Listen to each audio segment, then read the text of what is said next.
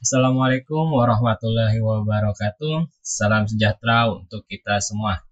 Terima kasih untuk kehadiran teman-teman yang telah hadir di perkuliahan pada hari ini di mata kuliah pemrograman framework. Dan hari ini kita berada di pertemuan keempat. Oke, sebelum kita lanjut ke mata kuliah pemrograman framework, saya di sini memastikan bahwa kalian pernah belajar tentang HTML sebelum lanjut ke pemrograman framework. Nah, jadi kalian harus belajar dulu apa sih itu HTML gitu, bagaimana sih HTML itu bergeraknya dan jalannya gimana. Oke, saya anggap kalian sudah mengerti tentang HTML. Jadi kita akan langsung ke PHP. Jadi dasar mau main framework Laravel pun kalian harus belajar tentang dasar PHP dulu setidaknya. Kalau kalian sudah ngerti tentang PHP, bagaimana orientasi objeknya habis itu, baru kita bisa belajar tentang framework. Karena pasti itu akan sangat bersinggungan dengan dasar pemrograman yaitu PHP-nya. Oke, di sini kita install dulu untuk SAM app-nya. Jadi kita membuat PHP nanti di dalam SAM app, di SAM-nya ya. Oke, silakan buka Chrome kalian masing-masing.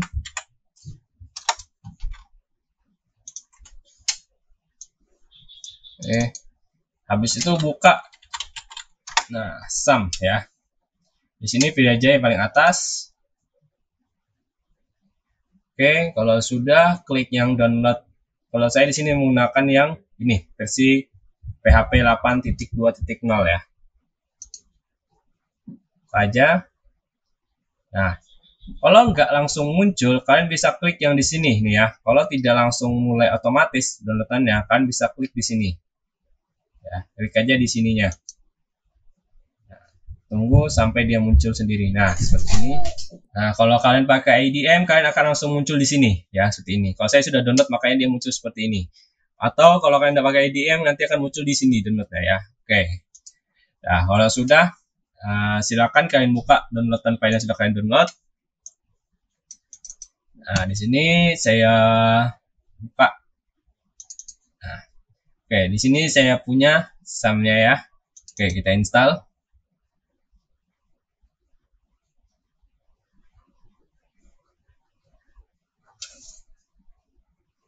Dan juga kita perlu alat lain selain SAM yaitu Visual Studio Code. Ya, saya install SAM-nya dulu.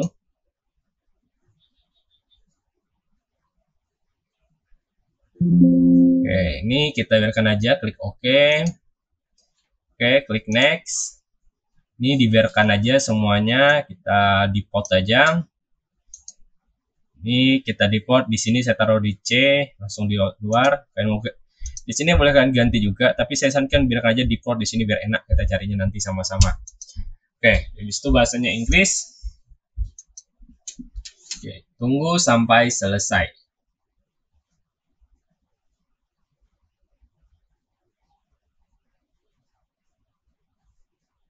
Ini cukup memakan waktu sekitar 3-4 menitan lah, sampai 5 menit lah, 3-5 menitan. Jadi cukup bersabar, tunggu sampai programnya, aplikasinya selesai diinstal ya. Oke, sampai nunggu installation selesai, kita buka juga. Yang pasti kita perlu namanya Visual Studio Code. Ya, kita perlu namanya Visual Studio Code di sini. Silakan kalian download dan install, itu tinggal kalian klik next, next, next dan sampai selesai gitu. Oke.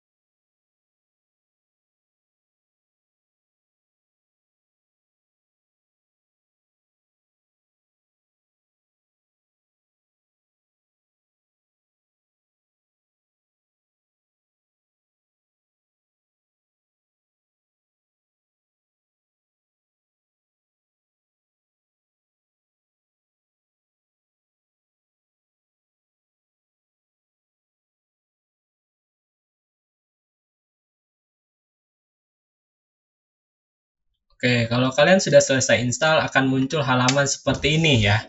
Jadi di sini saya pilih untuk private network such as in my home, saya centang. Yang public network itu tidak direkomendasikan ya. Jadi pilih yang paling atas. Habis itu klik allow di sini. Oke, habis itu di sini kalian bisa langsung menjalankan atau menjalankan secara manual. Di sini saya matikan aja biar kita mengerti cara menjalankannya. Klik finish. Nah, di sini kalian close ya, taruh. Nah, silakan kalian buka di sini, klik nih di sini. Biasanya langsung muncul di Windows kalian atau kalian bisa ketik sum ya. Oke. Ini adalah sebuah lokal server. Nah, ini tempat penyimpanannya berada di sini, di C, di sum. Nah, ini adalah server lokal yang kita gunakan untuk menyimpan sebuah data untuk menjalankan website kita gitu. Jadi kita di sini bisa menggunakan SAM ini sebagai lokal server kita lah anggapannya.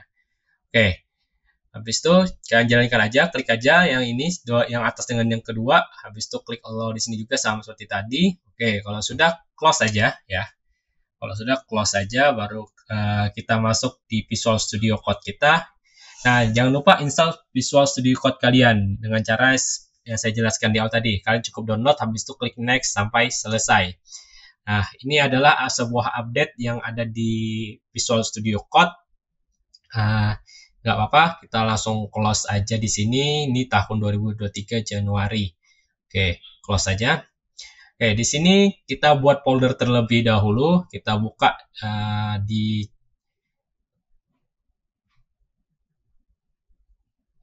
kita buka di C ya. Kita klik di sini, masuk ke disk, baru kita masuk di SAM tadi, baru kita masuk di htdocs.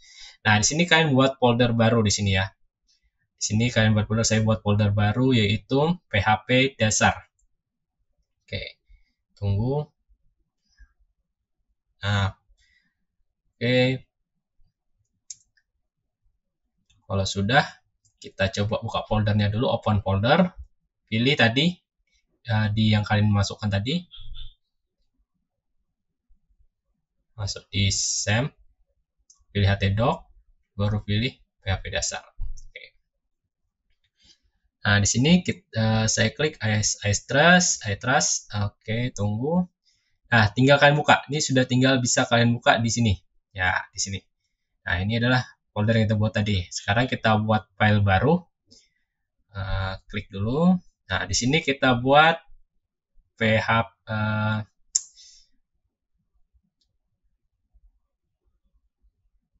dasar pertama ya. Kita buat pakai, jangan lupa .php-nya ya. Jangan sampai tidak pakai .php. Oh iya, saya juga lupa ada yang harus kalian tambahkan extension-nya. Jadi kalian klik aja di sini extension, ketik di sini ya, ketik PHP. Pilih yang ada gambar gajahnya ya, yang di ini ya. Kalian klik ini, kalian install. Kalau sudah langsung close saja, tidak apa-apa. Install aja. Tidak lama installnya. Oke, kalau sudah kita masuk lagi yang tadi. Nah, di sini kita coba jalankan dulu sebuah perintah pertama untuk menjalankan di lokal server kita. Ya. Oke. Nah, kita di sini kita masuk dulu ke foldernya, kita masuk pakai ketik localhost. Localhost PHP ini kita hapus. Kita ganti jadi PHP dasar sesuai folder kita masing-masing. Nah, kalau sudah kita klik ini, dasar pertama .php. Nah, kita tadi kan dari siapa apa, makanya masih bersifat kosong. Oke, di sini kenapa dia tidak langsung masuk ke halaman website? Kita bisa langsung buat dia halaman website dengan cara seperti ini. Kita buat dulu sebuah file baru. Ketik di sini index.php. Oke. Nah, di sini website akan langsung menjalankan halaman indeks pertama kali yang ada dalam sebuah website. Nah, makanya di sini langsung kosong. Hilangkan yang tadi, makanya langsung hilang. Makanya perlu index.php untuk menjalankan halaman awal sebuah website yang kita buat gitu. Oke, di sini Kalian bisa menggunakan indeks tadi, tapi saya hapus saja biar kita gunakan yang ini aja. Oke. Nah, ini seperti tadi juga dia akan hilang. Kalau kita hapus, dia akan hilang, dia akan kembali seperti yang tadi. Jadi indeks dari PHP belum ada, kita pilih sendiri gitu yang mana. Dan ini adalah folder kita tadi. Oke.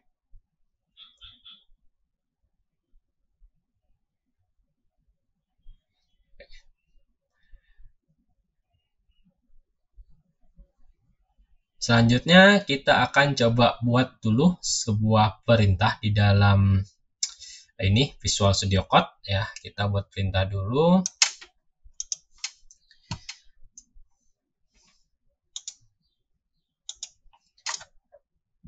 Oke, kita buat dulu sini perintahnya.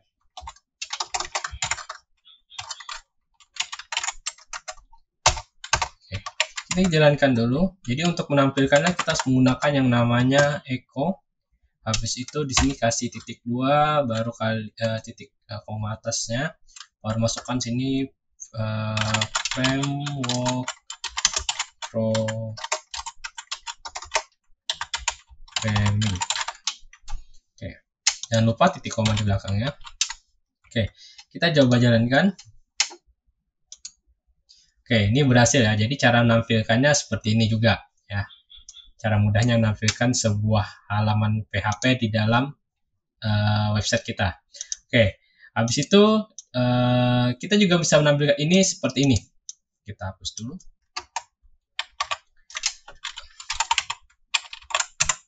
Oke, di sini kita buat dulu. Nah, jadi ini kan HTML. Kita bisa tampilkan dia, misalnya kita buat paragraf 1 misalnya. Program 1 misalnya. Nah, ini kita simpan, kita jalankan di sini. Oke, sama. Habis itu kita coba jalankan di sini sebuah perintah input misalnya. Kita buat perintah input. Oke, di dalam input ini kita buat ini hapus saja. Kita taruh ini. Kita masukkan value. Nah, PHP juga bisa masuk di dalam value dari sebuah HTML ya.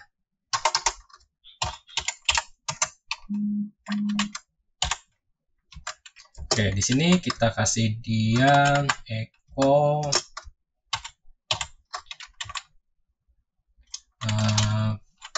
belajar programming 2 aja.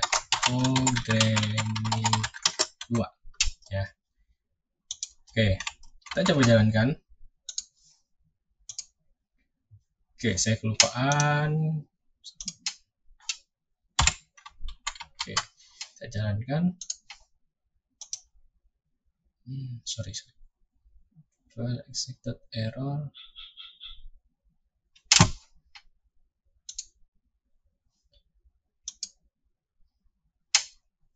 Oh, sorry. Ini seharusnya. Oke, baru kita jalankan. Nah, kita bisa menjalankan seperti ini juga ya. Jadi kita bisa menampilkan sebuah perintah echo dari PHP di sebuah halaman HTML ya dengan cara seperti ini. Nah, ini saya lupa tadi tutup kurungnya. Di sini juga saya lupa dikasih tutup kurung ya. Oke, ini cara menampilkan echo di sebuah HTML maupun PHP halaman website gitu ya. Menggunakan HTML atau langsung PHP itu bisa. Oke. Selanjutnya kita akan belajar penulisan variabel ya. Di sini tadi kita buat variabel 1 dulu. Kita kasih.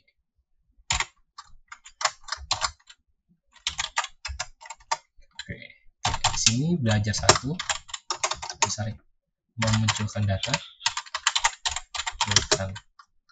Memunculkan PHP. Habis itu tambahkan di sini tadi echo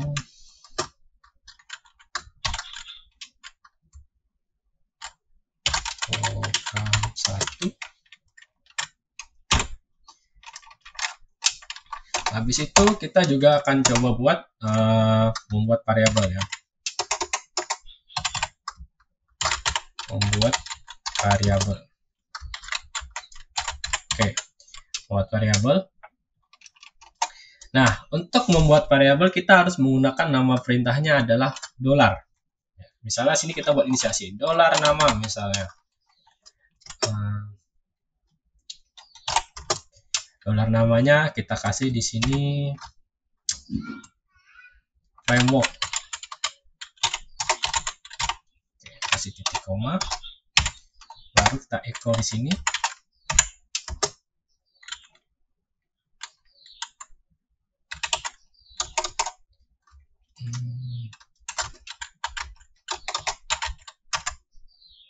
Oke.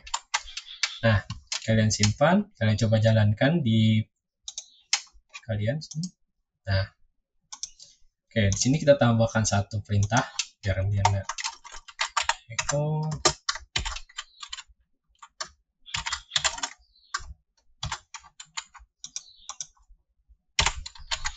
Oke, kita coba jalankan. Oke, kita berhasil menyalakan semuanya di sini. Nah, cara membuat variabel adalah seperti ini.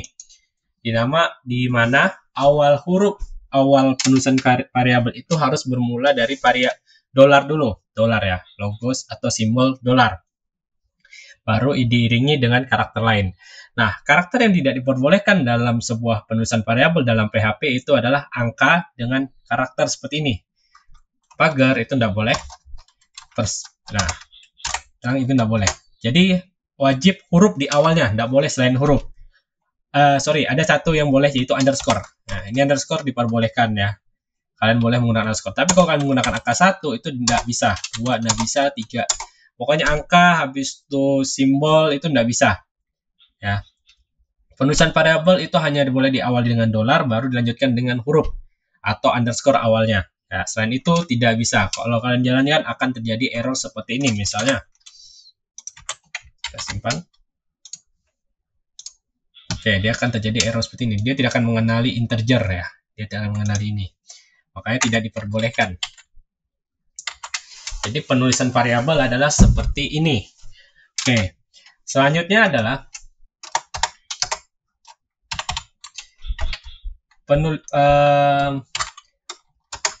variabel itu terbagi menjadi 3. Ya, variabel itu bisa dibuat menjadi 3, yaitu variabel global. Ya, pertama variabel global. Variabel global kita bisa menggunakan seperti ini. Ini contoh variabel global ya. Kita buat di sini misalnya variabel angka pertama misalnya sama dengan 15 misalnya. Koma. Variabel angka kedua sama dengan 20. Oke, kita echo.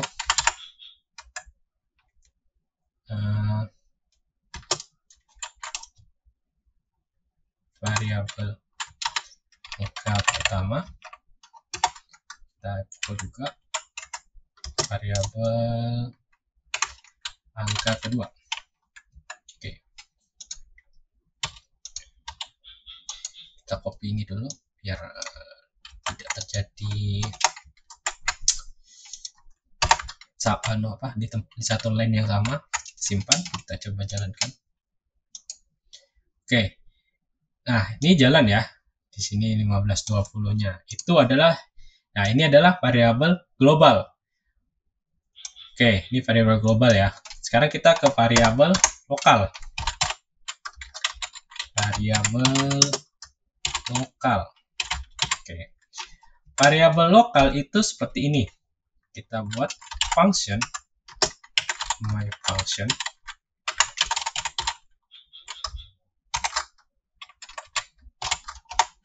Nah, kita coba copy aja di sini. Kita ganti 5 dengan 10 misalnya. Oke, di sini kita coba jalankan ya, kita jalankan. Kita buat di sini. Sorry, saya belum manggil my function.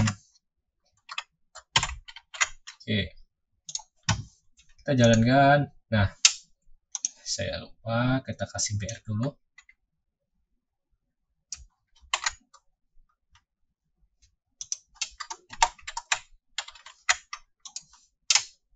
Nah, ini kita bisa jalankan. Ini variabel lokal dan variabel global. Oke, kita ubah dulu biar lebih kalian bisa cepat paham. Kita ubah di sini jadi ketiga,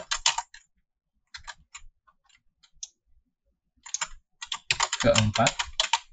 Nah, ini kita ubah jadi ketiga juga.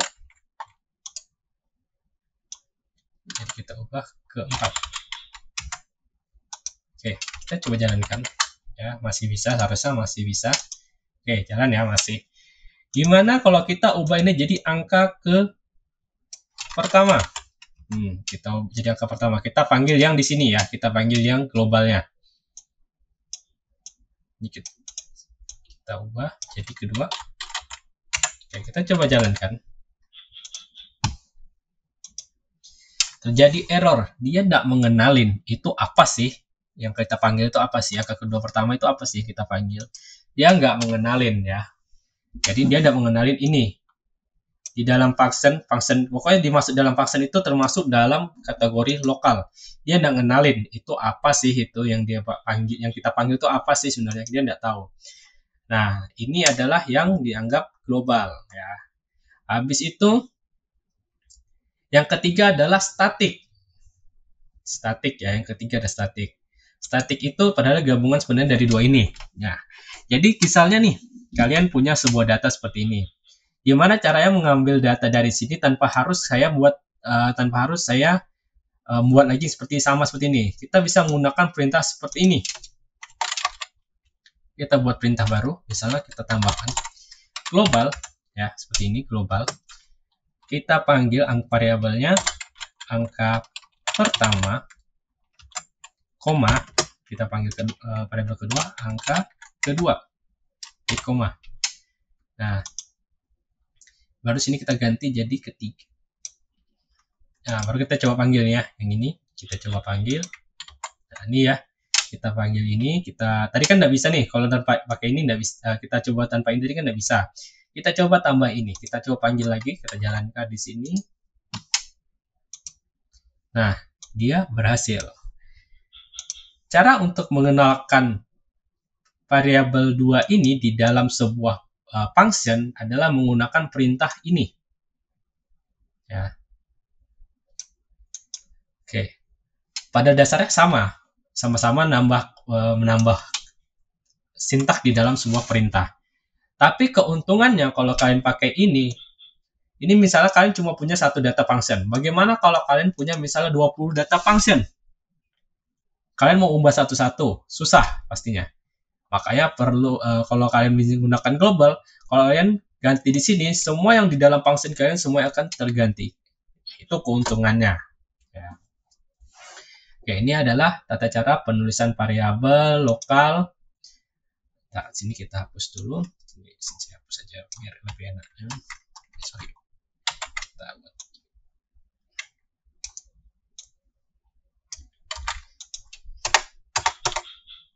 Kita tambah tadi statik namanya, variabel statik.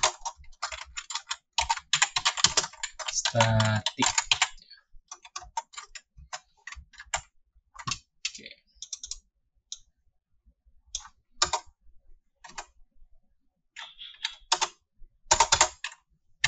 Nah.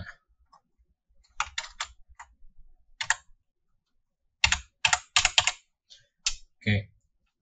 Ini keuntungannya. Jadi statik ini dia akan memanggil sebuah variabel dari global masuk ke dalam lokal ya.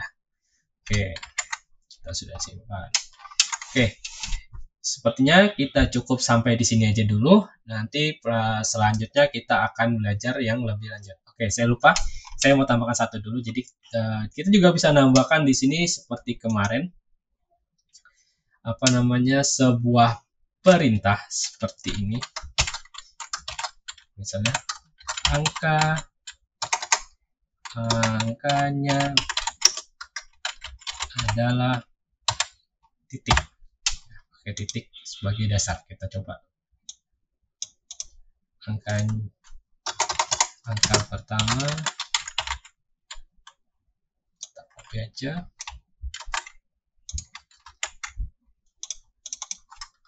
Angka kedua. Oke, kita juga bisa jalankan seperti ini. Kita coba simpan, kita coba jalankan. Ntar mulai function, sorry. Oh ya, kita punya dua function. Jadi sini saya tambahkan aja my function pertama, my function kedua.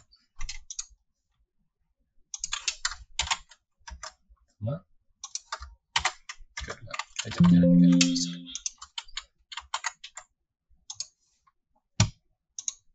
Oke, kita tambahkan dulu satu BR lagi.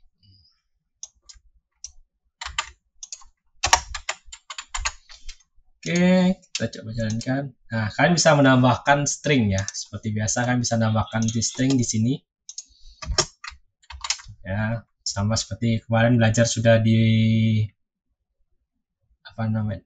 Di Flutter kemarin. Jadi di PHP juga sama bisa melakukan hal seperti itu juga. Oke, selanjutnya kita akan membahas tentang tipe data dalam PHP gitu. Oke, jadi pada dasarnya tipe data yang hampir sama aja dengan bahasa pemrograman lain, ada integer. Oke, kita tulis aja dulu. Oke, di sini kita tambahkan tipe data.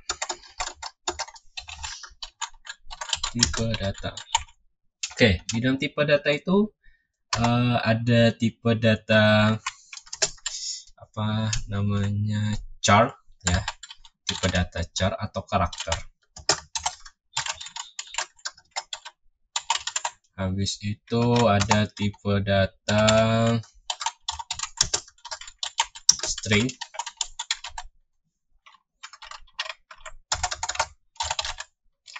Habis itu ada tipe data integer. Habis itu ada tipe data float. Habis itu ada tipe data boolean. Oke, nah ini tipe data yang ada pada sebuah PHP ya. Secara umumnya ada ini. Oke, kita bahas yang pertama adalah char. Nah, char ini adalah tipe data yang terdiri karakter. Tulisannya itu diapit oleh petik 2. Nah, berarti tipe data si char ini adalah contohnya seperti ini. Misalnya, saya punya data huruf variabel huruf misalnya.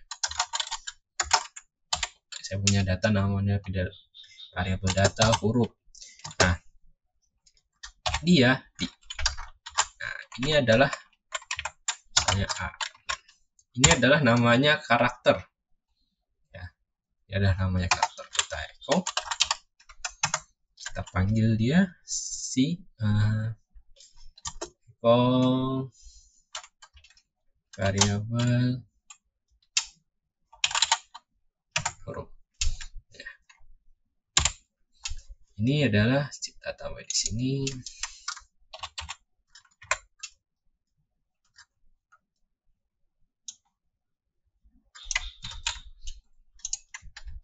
Oke, ini tipe data dari char. Oke, ini tipe data dari char ya. Bedanya dengan string apa? Jadi kalau karakter ini adalah satuan, misalnya satu kata, satu huruf itu adalah karakter atau char ya, atau simbol dan lain sebagainya itu adalah char atau karakter. Kalau string adalah kumpulan dari char itu sendiri ya. Jadi kalau string itu, jadi saya punya data yang kedua adalah data string. Bisa sini data string. Oke. String itu adalah kumpulannya misalnya belajar kayak sini, pemrograman misalnya, pemrograman framework misalnya. Ini adalah sebuah string itu gabungan dari char itu sendiri gitu.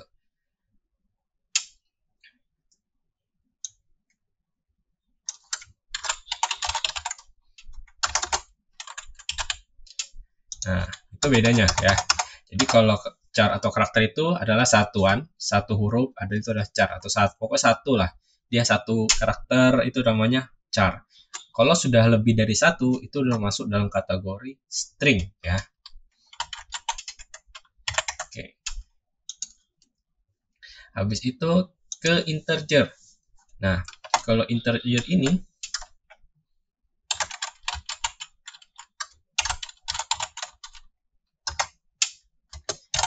nilainya adalah bulat, nilai bilangan bulat. Integer ini selalu bernilai bulat nilainya. 1, 2, 3, dan seterusnya. Nilainya bulat, tidak ada koma di belakangnya. Ya. Nah, itu integer. Kita tampilkan lagi data integernya.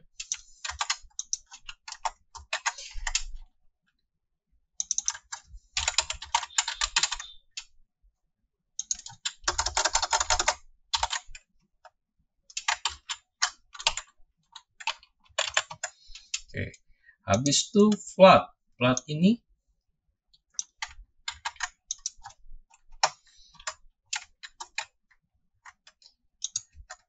adalah sama seperti integer, dia bilangan angka, cuman ini tidak bulat. Ini bisa kalian kasih koma di belakangnya, 20,5, 20,4, seterusnya gitu.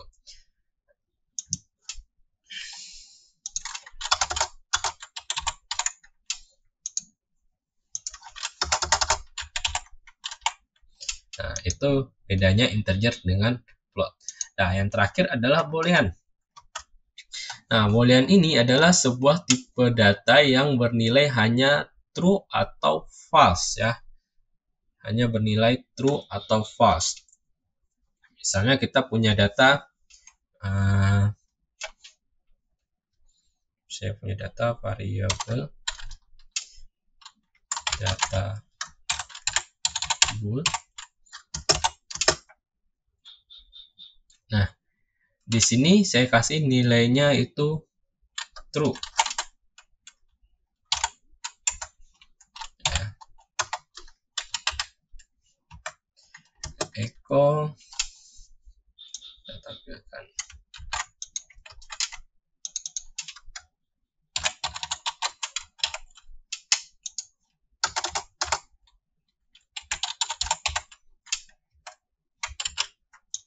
Oke. Nah, ini adalah tipe data dari sebuah PHP. Oh ya, satu lagi. Ada satu data lagi, yaitu namanya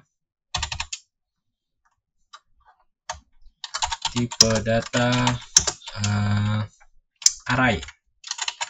Oke, array itu adalah gabungan dari data-data dari string, ya, mau itu dari string maupun integer atau apa itu, dia kumpulan dari lebih dari satu data gitu. Oke, jadi misalnya saya punya data, misalnya mata kuliah, variabel data mata kuliah, misalnya variabel data matkul misalnya, sama dengan. Nah, cara menampilkan array ini agak berbeda. Jadi kita bisa pertama bisa nambah seperti ini. Array misalnya matkul 1. Habis itu kasih koma. Nah, cara mengambil seperti ini, dia agak berbeda. Habis itu matkul 2, koma. Habis itu yang terakhir, misalnya tambah lagi terakhir matkul 3. Nah, ini cara menampilkan. Kita tambah sini 1, data matkul 1 misalnya. Kita print.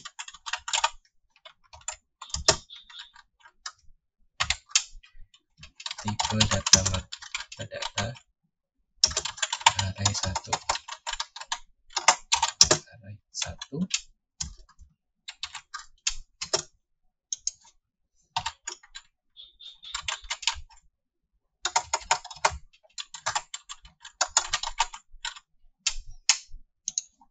Oke, kita simpan dulu, kita coba jalankan, kita kasih ini dulu, jangan lupa biar bisa lebih mudah bacanya.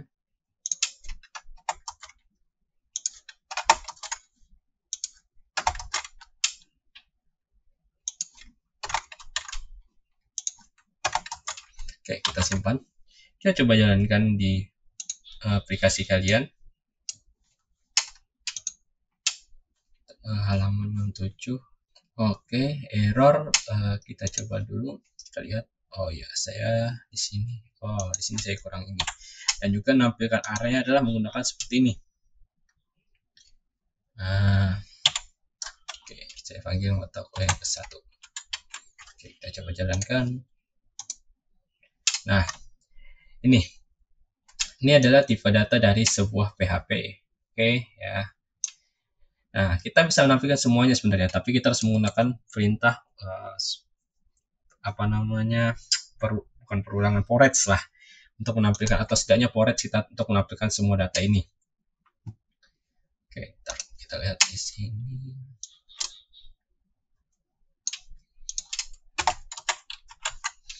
Oke, ini adalah tipe-tipe data ya. Oke.